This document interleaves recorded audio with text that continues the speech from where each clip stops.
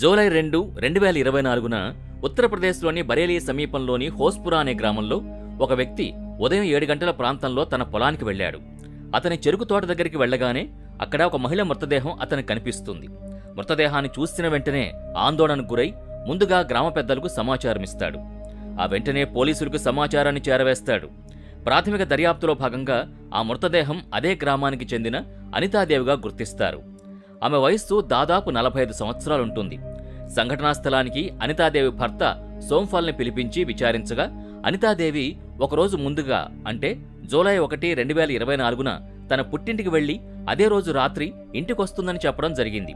కానీ మరుసటి రోజు ఉదయం పొలాల్లో మృతదేహమై కనిపించింది. పోలీసులు మొదట ఇది సాధారణ హత్య కేసు అని భావించారు. కానీ మృతదేహాన్ని పరిశీలించినప్పుడు ఇటువంటివి 7 నెలల క్రితం 1 కాదు 2 కాదు ఏకంగా 8 హత్యలు జరిగినట్టు కనుగొన్నారు. ఇది సాధారణ హత్య కాదని వరుస హత్య అని గుర్తించారు. ఇప్పుడు ఈ కథని వివరంగా తెలుసుకోవడానికి కొంచెం వెనక్కి వెళ్లి దీనికి ముందు జరిగిన 8 హత్యల్ని విశ్లేషించాలి. నన్ను నమ్మండి, ఈ కథలో చాలా మలుపులున్నాయి. ఈ 8-9 హత్యల వెనుకున్న వ్యక్తి ఇలాంటి హత్యలు చేస్తాడని మొత్తం గ్రామం అలాగే పోలీసులు నమ్మరు. కాబట్టి నేటి వీడియోలో వరుస హత్యల మొత్తం కథని తెలుసుకుందాం. ఈ హత్యలు జూన్ 5, 2023న ప్రారంభమయ్యాయి. ఉత్తరప్రదేశ్లోని బరేలీలోని ప్రతాప్పూర్ అనే గ్రామంలో 50 ఏళ్ల కళావతి హత్యకు గురయ్యారు. ఈ మహిళను తన చీర కొంగుతో గొంతు నులిమి చంపడం జరిగింది. పోలీసులు మహిళా మృతదేహాన్ని చూశాక అన్ని కేసుల మాదిరిగానే ఇది కూడా సాధారణ హత్య కేసుగా నిర్ధారించారు. అయితే కొన్ని రోజుల తర్వాత జూన్ 19, 2023న సమీపంలోని కుల్సా అనే గ్రామంలో ధన్వతి అనే 50 ఏళ్ల మహిళ హత్యకు గురైంది. పోలీసులు 2 మృతదేహాల్ని వేర్వేరు కోణాల నుంచి దర్యాప్తు చేస్తున్నారు.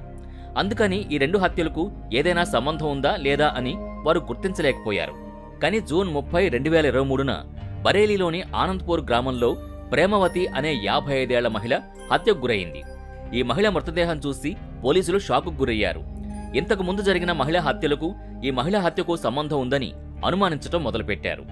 ఈ 3 మహిళల మృతదేహాల వద్ద ఎటువంటి ఆధారాలు లేకపోవడం, ఈ మృతులకు ఎవరితోనూ శత్రుత్వం లేకపోవడం, ఈ 3 ఒకరికొకరు తెలియకపోవడం వంటి విషయాలతో పోలీసులు ఈ కేసును ఛేదించలేకపోయారు. పోలీసులు ఈ కేసును దర్యాప్తు చేస్తుండగా జూలై 22, 2023న మరో హత్య జరిగింది. 50 ఏళ్లు పైబడిన మహిళ మృతదేహం చెరుకు తోటలో లభ్యమైంది. ఈ హత్య కూడా ఇంతకు ముందు జరిగిన హత్యల మాదిరిగానే ఉంది.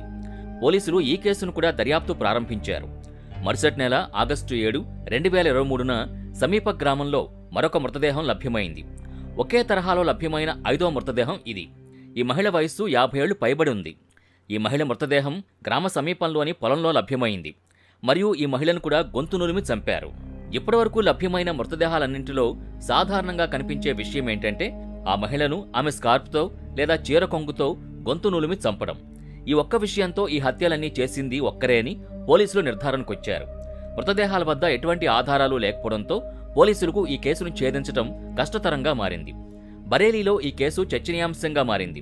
అక్కడి పోలీసులు ఈ హత్య కేసులపై తీవ్రంగా దర్యాప్తు చేసి 3 నిందితుల్ని అరెస్ట్ చేశారు.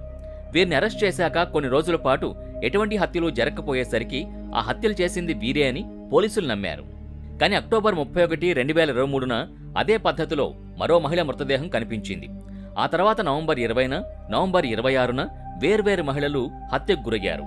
ఒకే పద్ధతిని అనుసరించి ఇప్పటివరకు 8 మంది మహిళలు హత్య చేయబడ్డారు. పోలీసులు అరెస్ట్ చేసిన నిందితులు జైల్లో ఉండగానే మహిళల హత్యలు జరగడంతో వీటికి వారికి సంబంధం లేదని పోలీసులు గుర్తించారు. ఈ వరుస హత్యలకు సంబంధించిన కేసుని ఛేదించడం పోలీసులకి కష్టతరంగా మారింది. హత్య చేసిన ప్రాంతంలో ఒక్క ఆధారం వదలకుండా, గ్రామస్తుల కంటపడకుండా నిందితుడు చాలా తెలివిగలవాడని పోలీసులు అనుకున్నారు.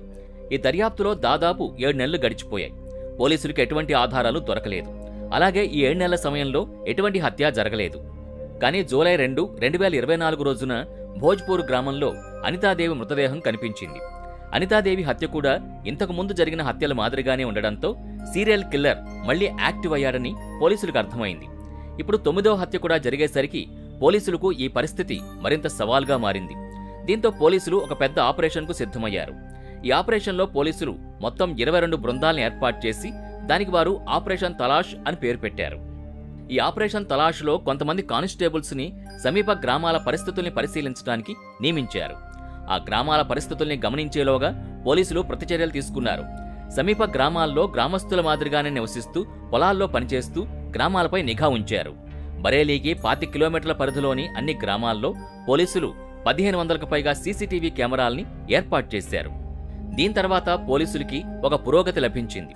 పోలీసులు కెమెరాలో ఒక తెలియని వ్యక్తిని చూశారు. గ్రామాల్లో ఒకరికొకరు బాగా తెలుసు కాబట్టి ఈ అజ్ఞాన వ్యక్తిని ఎవరైనా గుర్తిస్తారు అని పోలీసులు వెంటనే ఒక స్కెచ్ వేసి అన్ని గ్రామాలకు స్కెచ్ని పంపించారు. అలాగే ఆ వ్యక్తి కనిపించిన గ్రామాల్లో మహిళలు ఒంటరిగా బయటికి వెళ్లకూడదని ప్రకటించారు. ఈ 9 హత్యల వెనుకున్న హంతకుడు ఈ స్కెచ్లో ఉన్న వ్యక్తి అని పోలీసులు ఒక అంచనాకొచ్చారు. ఆగస్టు 8, 2024న ఒక వ్యక్తి స్కెచ్లోని వ్యక్తిని గ్రామంలో చూశానని పోలీసులకు ఫోన్ చేసి చెప్పాడు. పోలీసులు ఆలస్యం చేయకుండా ఆ గ్రామానికి చేరుకుని ఆ వ్యక్తిని అరెస్ట్ చేశారు. వారు పట్టుకున్న వ్యక్తి మానసిక వికలాంగుడవడంతో సరైన వ్యక్తిని అరెస్ట్ చేశామా అని పోలీసులు సంకోచంలో పడ్డారు. పోలీసులకు పట్టుబడిన తర్వాత ఆ వ్యక్తి పోలీసులతో నవ్వుతూ మాట్లాడుతూ కరచాలనం చేస్తున్నాడు.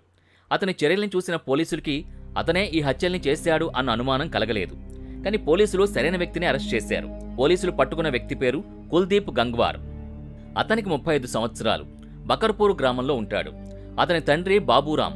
అతని చిన్నతనంలోనే తన తల్లి చనిపోయిందని, ఆ తర్వాత అతని సవతి తల్లి అతనితో బాగా ప్రవర్తించలేదని చెప్పాడు. దీని కారణంగా కుల్దీప్ గంగ్వార్ చిన్నప్పటి నుంచి కొంత మానసిక ఒత్తిడికి గురయ్యాడు. ఇతను సాధారణ వ్యక్తుల కంటే కాస్త మందబుద్ధి కలవాడు. అతని తండ్రి బాబూరాం 2014లో అతని పెళ్లి జరిపించాడు. అతని తండ్రి తన తల్లిని తరచూ కొడుతూ ఉండడంతో కుల్దీప్ కూడా అదే అలవాటుగా అతని భార్యని కొట్టడం చేశాడు. దీని ఫలితంగా 2 ఏళ్ల తర్వాత కుల్దీప్ భార్య అతన్ని వదిలి వెళ్లిపోయింది. తర్వాత రోజుల్లో కుల్దీప్ 2 సోదరీమణుల వద్దకు వెళ్లేవాడు. అలానే బంధువుల ఇంట్లో ఉండేవాడు. అతను మందబుద్ధి కావడంతో ప్రజలు జాలిపడి ఆహారం, పాత బట్టలు ఇచ్చేవారు. కుల్దీప్ దగ్గర మొబైల్, బైక్, సైకిల్ ఎటువంటివి కూడా ఉండేవి కావు. నడుచుకుంటూనే ప్రయాణాలు చేసేవాడు. పోలీసులకి సమాచారమంతా లభించింది. కానీ ఈ 9 హత్యల వెనక కుల్దీప్ ఉద్దేశం ఏంటి అనేది ఇప్పటికీ ఒక పెద్ద ప్రశ్నగా మిగిలిపోయింది. ఇదే విషయమై కుల్దీప్ని పోలీసులు విచారించగా అతనే హంతకుడు అని మొదట నమ్మలేదు. కానీ కుల్దీప్ ఇచ్చిన సమాచారం మొత్తం విన్నాక అతనే ఈ హత్యలు చేశాడని పోలీసులు నిర్ధారణకొచ్చారు. కుల్దీప్ పోలీసులతో మాట్లాడుతూ తాను పొలం గుండా ప్రయాణం చేస్తున్నప్పుడు పొలంలో ఒక స్త్రీని చూసేవాడినని, ఆ మహిళతో లైంగిక సంబంధం పెట్టుకోవాలని డిమాండ్ చేసేవాడినని చెప్పాడు. మహిళ ఒప్పుకోకపోతే కోపంతో వారిని గొంతు నులిమి చంపేవాడినని చెప్పాడు. ఇప్పటివరకు చనిపోయిన మహిళలు 45 నుంచి 50 వయస్సు పైబడిన వారే. వారికైతేనే కుల్దీప్ని ఎదిరించడం కష్టమవుతుంది. పోలీసులు కుల్దీప్ని హత్య జరిగిన ప్రాంతాల వద్దకు తీసుకెళ్లి ఆ దృశ్యాల్ని తిరిగి సృష్టించారు. అక్కడ కుల్దీప్ 6 హత్యలు చేసినట్టు ఒప్పుకున్నాడు. మిగిలిన 3 హత్యలపై పోలీసులు ఇంకా దర్యాప్తు చేస్తున్నారు. పోలీసులు సేకరించిన ఆధారాల ఆధారంగా కుల్దీప్ నిజమైన నిందితుడని తెలుస్తోంది. ఎందుకంటే ప్రతి హత్య తర్వాత కుల్దీప్ ఆ మహిళకు చెందిన కొన్ని వస్తువుల్ని తనతో పాటు తీసుకెళ్లేవాడు. వాటి ఆధారంగా గ్రామస్తులు కూడా కుల్దీప్ని నిందితుడిగా భావించారు, లేదంటే నమ్మేవారు కాదు. కుల్దీప్ అరెస్ట్ తర్వాత మహిళల హత్యలు ఆగిపోయాయి. ఈ హత్యలు ఆగిపోవడంతో కుల్దీప్ అసలైన హంతకుడని తెలుస్తోంది. కానీ కుల్దీప్ను చూసిన ఎవరికీ అతనే హంతకుడని గుర్తించడం కష్టమవుతుంది. మిగిలిన 3 హత్య కేసులకు సంబంధించి ఇప్పటికీ దర్యాప్తు జరుగుతుంది. ఈ కథ నుంచి మీరేం నేర్చుకున్నారు? దయచేసి మీ అభిప్రాయాన్ని కామెంట్స్ చేయండి.